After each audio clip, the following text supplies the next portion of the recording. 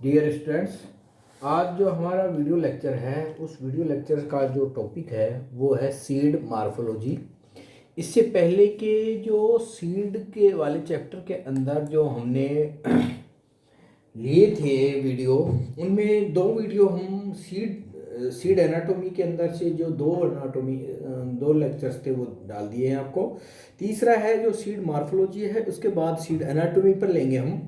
तो seed morphology के अंदर क्या क्या पढ़ेंगे हम? सीड मार्फोलॉजी के अंदर सीड की साइज, सीड की शेप, सीड का कलर, सीड का टेक्सचर, ये जो चार जो सीड के यानी बीजों का रंग कैसा है, बीजों की आकृति कैसी है, बीजों का आवरण कैसा है, बीजों की जो सरफेस है वो किस तरह की है, इन सब चीज़ों का अध्ययन हम सीड मार्फोलॉजी बाह्य आकार की में करते हैं। सबसे पहले तो जिन्होंने पहले वाले लेक्चर्स नहीं देखे थे या अभी देख लें, या मैं दोबारा रिपीट कर दूंगा कि what is seed. Most of the agriculture crops are raised through seeds. They also form our useful, यानी जितनी भी एग्रीकल्चर की कृषि की फसलें हैं वो सीड के रूप में उगाई जाती है। अब ये जो कृषि के अंदर जो बीज है, ये बीज भी हो सकता है और ये पादप के अन्य भाग भी हो सकते हैं कृषि के अंदर। बोटनी के अंदर नहीं हो सकते, इनको बीज नहीं कह सकते। दे आर आल्सो, और बहुत सारे ऐसे प्लांट मटेरियल हैं बीज के रूप में जो कि हमारे बहुत अधिक काम आते हैं। यानी पादप, वैसे तो सभी भाग पादप के काम आते हैं, root, stem, leaf, flower, fruit, seed सब काम आते हैं, लेकिन बीज की अगर हम बात करें तो बीज के रूप में हमें फूड, भोजन, सीरियल्स के रूप में प्राप्त होता है, मिलेट्स के रूप में प्राप्त होता है, यानी मोटे अन्न है, और पल्सेज यानी दाल। इसके अलावा कॉफ़ी के बीज हैं। इसके अलावा कपास के ऊपर जो रेशा है वो फाइबर है वो कर प्राप्त होता है। और बहुत सारी ऐसी बीज हैं जिनके अंदर से चाय, वो मेडिसिन्स और एनिमल फूड के रूप में हमें प्राप्त होता है। तो बीजों से डिफरेंट डिफरेंट प्रकार के हम प्राप्त कर सकते हैं, ये कॉमन बात है। सीड की अगर आप जितनी भी आप बार पढ़ेंगे तो सीड के बारे में आपको आना चाहिए कि what is seed. The true seed can be defined. देखिए, दुनिया भर की परिभाषाएं आपको समझ में आ जाना चाहिए अब तक तो। The true seed can be defined as a mature ripened oval. Oval का दूसरा नाम है megasporangium, containing partially develop embryo. अब पहले हम एम्ब्रियो लिखाते थे, अब थोड़ा सा इसमें चेंज कर लीजिए परिभाषा। मैंने कहा था कि परिभाषाएं बहुत सारी हैं, यानी जो सीड के अंदर एम्ब्रियो होता है वो पूर्ण रूप से मेच्योर नहीं होता। ये इसी में लिखा हुआ है आगे मैंने, क्योंकि जो सीड का मेच्योर एम्ब्रियो तब माना जाता है जब बीज का अंकुरण होता है। इसका मतलब है कि बीज के अंदर जो एम्ब्रियो होता है वो प्री मेच्योर कंडीशन में होता है, और जब सीड रेस्टिंग स्टेज के अंदर होता है या डोरमेंसी की अवस्था में होता है, उस समय सीड का एम्ब्रियो विकास कर सकता है या करता है। और partially develop embryo variable amount of reserve food material जो कि एंडोस्पर्म के रूप में होती हैं। और ये दोनों संरचनाएं पहले ही मैंने बता दिया डबल फर्टिलाइजेशन के परिणाम स्वरूप बनती हैं, और इसके चारों तरफ एक प्रोटेक्टिव लेयर हो जाती है जिसको हम बोलते हैं seed coat, derived from the integument, जो कि इंटेगुमेंट से बनती हैं।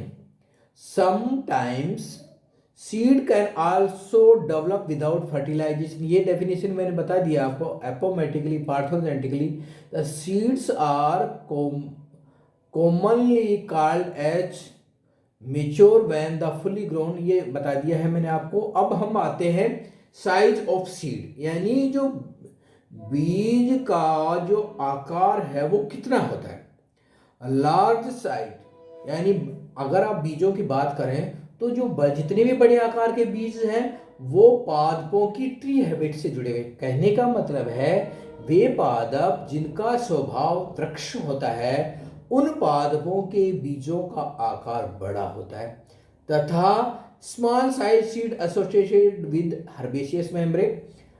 हर्बेशियस मेंबर्स, अर्थात वे पादप जिनका जो हर्बेशियस शाकीय स्वभाव के होते हैं, उनके अंदर बीजों का आकार छोटा होता है। और दुनिया के अंदर सबसे छोटे आकार के बीज पाए जाते हैं वो ऑर्किड्स के अंदर पाए जाते हैं, फैमिली ऑर्किडेसी के अंदर है। और इनका वजन लगभग 20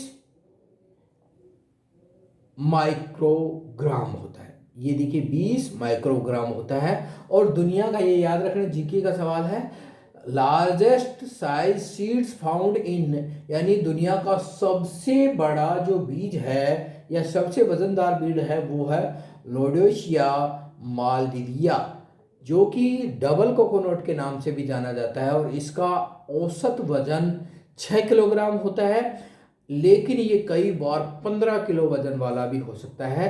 तो इस तरह से इतने बड़े आकार के बीज होते हैं। तो पादप वर्ग के अंदर, बीजों के अंदर बहुत अधिक वेरिएबिलिटी है। देखिए 20 माइक्रोग्राम से लेकर 6 किलो वजन वाले बीज भी पाए जाते हैं। तो पादपों के अंदर वेरिएशन की कोई कमी नहीं। सेफ पादप का जो बीज है उसका उसका आकार अलग अलग हो सकता है। बीज सॉफ्ट भी हो सकते हैं और बीज कठोर भी हो सकते हैं, हार्ड। अगर आप उनको छूकर दबाएंगे तो बहुत सारे पादपों के बीज सॉफ्ट लगते हैं और अधिकांश पादपों के बीज हार्ड होते हैं। लेकिन उनकी जो सेफ है यानी आकृति है, वो दुनिया के अंदर जितनी तरह की रेखा गणितीय आकृतियां होती हैं उतनी तरह की आकृतियां बीजों में पाई जाती है, क्योंकि वेरिएशन की कोई कमी नहीं है। लेकिन पादप संवर्ग के अंदर कॉमन आकृति वाले जो बीज हैं उनकी कॉमन आकृतियां या तो इलिप्सॉइड होंगी या ग्लोबस यानी गोल, अंडाकार, लेंटिकुलर, ओब्लॉन्ग, ओवल्ड, रेनिफॉर्म, इस तरह की कॉमन आकृति वाले बीज अधिकांश पादपों में पाए जाते हैं। वैसे वेरिएशन इतने ज़्यादा हैं कि किसी भी आकृति का नाम लीजिए, कोई ना कोई पादप का बीज उस आकृति का तो मिल ही जाएगा। तो आप, लेकिन ये कॉमन ऐसी आकृतियां हैं जो कि बीजों के अंदर या अधिकांश पादपों के अंदर पाई जाती हैं। कलर, रंग की अगर आप बात करें कि पादपों के बीज रंग किसके, अधिकांश most of the seeds are black in colour, यानी अधिकांश पादपों के बीजों का रंग काला होता है। और अधिक ये देखा गया है कि 50% पादप ऐसे जिनके बीजों का रंग ब्लैक है, काला है। Other colours of seeds are also found, और लेकिन पादपों के अंदर बहुत सारे रंग हैं बीजों के, जैसे कि रेड कलर के बीज भी होते हैं, ग्रीन कलर के भी होते हैं, येलो पीले कलर के भी होते हैं, सफेद रंग के भी होते हैं, ब्राउन भूरे रंग के भी होते हैं। और कई बार ये देखा गया है कि पादपों के बीजों के अंदर ये जो डिफरेंट कलर्स हैं इनका कॉम्बिनेशन होता है, इन कलर्स का मिक्सचर होता है। और एक कलर मोजेक फॉर्म के अंदर तीनों तरह की अवस्था है, कॉम्बिनेशन भी हो सकता है, मिक्सर भी हो सकता है और मोजेक की अवस्था यानी बीच वाली अवस्था भी हो सकती है, मिक्सर भी हो सकता है यानी आधा लाल हो, आधा काला, आधा ब्राउन हो, आधा सफेद हो। और मोजेक यानी कहीं कहीं पर लाल हो, कहीं कहीं पर पूरा का पूरा सफेद हो, उसमें बीच बीच में ब्लैक डॉटेड हो। तो इस तरह की मोजेक अवस्था भी इसके अंदर मिल सकती है। और कई बार ये देखा गया है कि एक ही बीज दो रंग का है, पर्पल कलर का है, रेड कलर का, रेड है, ब्लैक है, रेड के साथ ब्राउन है, ब्राउन के साथ ग्रीन। तो इस तरह की डिफरेंट डिफरेंट कॉम्बिनेशन वाले कलर्स के बीज पादपों के अंदर मिलते हैं। अब जो पादपों का जो चौथा, बीजों का जो चौथा लक्षण है मार्फोलॉजी के संदर्भ में, मार्फोलॉजी के हिसाब में वो है टेक्सचर। टेक्सचर का मतलब है बीज की सतह। बीज की सतह का मतलब है बीजावरण के बाहर की जो सतह है वो कैसी है। सरफेस ऑफ सीड्स में बी स्मूथ, यानी बीजों की सतह चिकनी होगी या रफ होगी या स्कल्पचर्ड होगी, यानी तीनों तरह की। यानी बीजों की जो सतह है यानी जो बीजावरण है वो चिकना भी हो सकता है, वो खुरदरा भी हो सकता है, और उस पर विभिन्न प्रकार की संरचनाएं भी पाई जा सकती हैं, जैसे कि ब्रंकल, यानी कि बीज झुर्रीदार हो सकता है, बीज पर उभार एवं गर्त हो सकते हैं, बीज पर हेयर हो सकते हैं। एवरी सीड अटैच्ड विद, यानी बीज जब ओवरी से एक विशेष संरचना, हम ओवल को जब पढ़ाया था मैंने पिछले लेक्चर में, तो ओवल के नीचे एक फेनिकुलस बनाया था। तो ओवल ओवरी से एक विशेष संरचना से जुड़ा हुआ होता है जिसको बोलते हैं फेनिकुलस। यानी प्लेसेंटा या बीजांड व्रंत भी बोलते हैं इसको। क्या बोलते हैं इसको? बीजांड। फेनिकुलस को हिंदी में कहा जाता है बीजांड व्रंत, अर्थात वह व्रंत जिसकी सहायता से बीजांड अंडाशय के अंदर जुड़ा हुआ होता है। तो लेकिन जब बीज बन गया है तो हम अंडाशय नहीं कहकर उसको कहेंगे फल, और ओवुल को कहेंगे हम बीज। तो कहने का मतलब when seed detach from ovary, यानी कि जब बीज फल से अलग हो जाता है तो यह फेनिकुलस जो जिसके द्वारा बीज उससे जुड़ा हुआ होता है, ये फेनिकुलस जब बीज को फल से अलग कर देता है तो बीज के ऊपर एक scar on an scar form on the surface of seed known as hilum, यानी बीज की सतह पर फेनिकुलस का एक स्कार चिन्ह बन जाता है और इस चिन्ह का नाम है हाइलम। उस चिन्ह को क्या बोलते हैं? हाइलम। तो ये दोनों पॉइंट बड़े इंपॉर्टेंट है, फेनिकुलस और हाइलम। तीसरा एक पॉइंट क्या है? Raphe. When funiculus attached on seed coats its full length, यानी कभी कभी ऐसा देखा गया है कि जो फेनिकुलस है, जो बीजांड ग्रंथ है, वो बीज की सतह पर की पूरी सतह पर लॉन्जिट्यूडनली जुड़ा हुआ रहता है, लगा हुआ रहता है, चिपका हुआ रहता है बीज की सतह पर। जब बीज फल से अलग हो जाता है, जब भी जुड़ा रहता है, तो ऐसी फेनिकुलस को अब जो कि कहाँ होनी चाहिए थी? ओवरी के अंदर होनी चाहिए थी, फल के अंदर ही रह जाती है, लेकिन यह बीज के ऊपर आ गई। ऐसी फेनिकुलस को हम कहेंगे रेफी। क्या कहेंगे? रेफी। इसके अलावा बीज पर एक पोर होता है जो कि ओवल के अंदर पोर को माइक्रोपाइल कहते हैं, यहां पर भी बीज के अंदर ये पोर होता है जिसको भी माइक्रोपाइल ही कहा जाता है। इसके अलावा जो बीज की टेक्सचर है, उस टेक्सचर के ऊपर विभिन्न प्रकार की संरचनाएं पाई जाती हैं। वनस्पति विज्ञान के अंदर इन संरचनाओं को कहा जाता है एरिल, करंकल, एरिलॉइड्स, इलियोजोम्स, ओपरकुलम, कोमा, हेयर, जैकुलेटर्स और दुनिया भर के नाम हैं जो कि दुनिया के विभिन्न आवर्त बीजी पादपों के बीजों के ऊपर ये विभिन्न प्रकार की संरचनाएं पाई जाती है जो कि उन पादपों के बीजों के बीजावरण से जुड़ी हुई रहती है। इनमें से कुछ सीड कोट के ऊपर कुछ संरचनाएं पाई जाती हैं, वो हम यहाँ एक्सप्लेन करेंगे, क्योंकि सारियों का समस्त संरचनाओं का एक्सप्लेन करना न तो संभव है और न ही आपके कोर्स के अंदर है। इसमें प्रमुख है एरिल। एरिल जो होता है, ये मैं पहले बता दूं, लीची जो हम फ्रूट खाते हैं, उस लीची के अंदर जो सफ़ेद रंग का खाने वाला पदार्थ है जिसको आप यूज करते हैं, फ्लैशी पदार्थ है, वो है एरिल।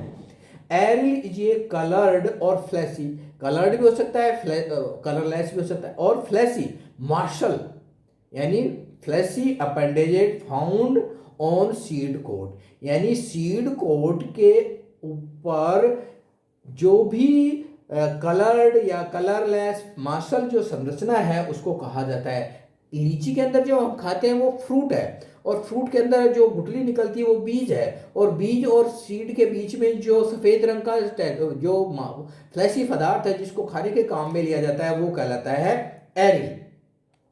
तो बीजावरण के बाहर ये फ्लैशी पदार्थ पाया जाता है। It is developed from funiculus and after fertilisation it surround seeds. It is developed from funiculus, ये क्या है कि बीज के अंदर कैसे बनता है? ओवुल के फेनिकुलस, या कभी कभी जब फर्टिलाइजेशन हो जाता है तो इन पादपों के अंदर दो इंटीगुमेंट के अलावा तीसरी या चौथी इंटीगुमेंट बन जाती है, और ये तीसरी या चौथी इंटीगुमेंट ही एरिल के रूप में बदल जाती है। ग्रेटनर नाम के वैज्ञानिक कहा additional integument attach from the hilum, ये हाइलम से, फेनिकुलस से बन सकती है, ये संरचना हाइलम से बन सकती है। और ये संरचना की विशेषता क्या है कि ये जैसे लीची के अंदर चारों तरफ पाई जाती है, जरूरी नहीं है बीज के चारों तरफ, ये पार्शली भी पाई जा सकती है बीज के, यानी कुछ हिस्से पर ये हो और कुछ हिस्सा एकदम नेक्ड रहे। This fleshy appendage found in different colours, और ये रंग बिरंगे रंग की हो सकती है, और कई बार ये कीटों को और कीट पतंगों को, जानवरों को अट्रैक्ट करती हैं जिससे कि बीजों का डिस्पर्सल होता है।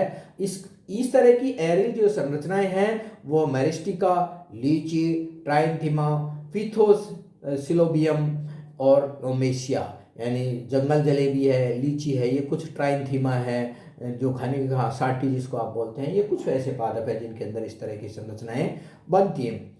दूसरा जो संरचना है वो है देखिए ये जो इसका जो अगर आपको डायग्राम दिखाएं तो ये एरिल है, ये जो डार्क कलर की जो संरचनाएं है ये बनाई गई है सीड कोट के ऊपर, ये है एरिल। अब इसके अंदर दूसरा जो संरचना है वो है caruncle. This type outgrowth found on family Euphorbiaceae, यानी यूफोर्बिएसी फैमिली के पादपों के अंदर एक कॉमन संरचना है जिसमें अरंड के अंदर आप कॉमन देख, अरंड की जो बीज होता है जिसको आप बोलते हैं एंडोल बोलते हैं, उसके ऊपर ये कॉमन देख सकते हैं आप गांव के अंदर। This outgrowth arise from the outer integument, यानी ये करंकल है ये आउटर इंटरगुमेंट से निकलती है। Caruncle found commonly on apex, करंकल कहाँ मिलती है? बीज के अपेक्स पर मिलती है। और अपेक्स वाला वही भाग कौन सा होता है? सीड का वह भाग जो कि जहां पर माइक्रोपाइल होता है उसको सीड का अपेक्स कहा जाता है, यानी माइक्रोपाइलर एंड सीड का अपेक्स कहलाता है। और इस अपेक्स के ऊपर ही ये करंकल पाया जाता है। देखिए कैसा है करंकल, ये देखिए ये करंकल है, ये माइक्रोपाइल है और इसके ऊपर ये करंकल है। और इसके अलावा ये आपका जो अरंड में जो बता रहा था इसके अंदर ये करंकल है, ये इस तरह की ये जो संरचना है ये करंकल है। तो इस तरह से ये करंकल बनता है। Caruncle found commonly on the apex of micropyle and near the micropyle of seed by the proliferation of integument caruncle is develop on the seed it is. और ये इसका नेचर क्या होता है? हाइग्रोस्कोपिक नेचर का होता है। जब बीज का अंकुरण होता है तो ये हवा के अंदर नमी को अवशोषित करता है और बीज के विकसित होते हुए भ्रूण को प्रदान करता है। इस तरह से ये जो करंकल है ये बीज के एम्ब्रियो को विपरीत परिस्थितियों में सुरक्षा प्रदान करता है और जब अंकुरण होता है तो उसको सुविधा प्रदान करता है। सुरक्षा और सुविधा दोनों चीजें प्रदान करता है। ओपरकुलम जो जिसको कॉमन से नाम है कि ओपरकुलम ढक्कन भी की तरह काम करता है। Operculum develop from the apex of embryo sac, ये एम्ब्रियो सैक से बन सकता है, हाइलर रीजन से बन सकता है, एक्सोस्टोम से बन सकता है, एंडोस्टोम से बन सकता है, एंडोस्पर्म होस्टोरिया, यानी किसी भी संरचना से ये ओपरकुलम बन सकता है। लेकिन पाया कहाँ जाएगा? ये पाया जाएगा ओपरकुलम। देखिए किस तरह का है ओपरकुलम, ये ओपरकुलम, ये इस तरह की जो संरचना है ये ओपरकुलम है, ये आउटर इंटरगुमेंट, ये इनर इंटरगुमेंट, ये आपका भ्रूण है और यहाँ पर माइक्रोपाइल है। माइक्रोपाइल के बिल्कुल नजदीक ये ओपरकुलम पाया जाता है। यह ओपरकुलम एक प्लग लाइन, यानी किसी पोर के अंदर अगर आप कॉर्क लगा दे, प्लग लगा दे तो उसको हम ओपरकुलम कहेंगे। तो ये प्लग लाइक संरचना है। It protect the embryo at the time of seed generation, यानी ये एम्ब्रियो को प्रोटेक्ट करती है और अंकुरण के समय ओपरकुलम उससे अलग हो जाता है और बीज का अंकुरण हो जाता है। Elaiosomes, this is outgrowth of raphe और हाइलम ट्रिलम ओवेटम। ट्रिलम के अंदर इस तरह की संरचना देखिए, ये है इलियोजोम जो कि ट्रिलियम के अंदर बनता है। ये नीचे नाम भी लिखे हैं, ट्रिलियम के बीज के ऊपर इलियोजोम्स, ये संरचनाएं इसके अंदर पाई जाती है। This is outgrowth of raphe और हीलियम। ट्रिलियम ओवेटम पादप का नाम है। Food material store in these structure, these material attract ends, चींटियों को आकर्षित करते हैं जो कि बीज के प्रकीर्णन में सहायता प्रदान करते हैं। तो ये बीज के आपके कोर्स के हिसाब से बीज की जो मार्फोलॉजी है उस मार्फोलॉजी के हिसाब से ये कंप्लीट होगा। बीज की मार्फोलॉजी कि बीज के अंदर किस किस तरह की संरचनाएं हैं और कॉमन अपेंडेजेज बीज के क्या क्या हैं वो कंप्लीट हो गया। आपके एक जो पॉइंट जो है चैप्टर नहीं कह करके गएंगे, एक टॉपिक है वो पूरा कर। Thank you.